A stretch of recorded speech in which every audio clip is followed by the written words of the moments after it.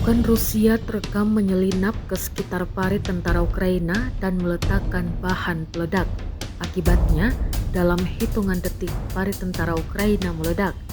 Rekamannya diunggah di Telegram pada Selasa, 11 Februari 2025.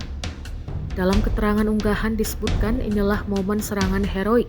Prajurit Rusia mengklaim menyerang dan menghancurkan seluruh unit angkatan bersenjata Ukraina di paritnya di Zaporizhia, bagian Orekhovsky.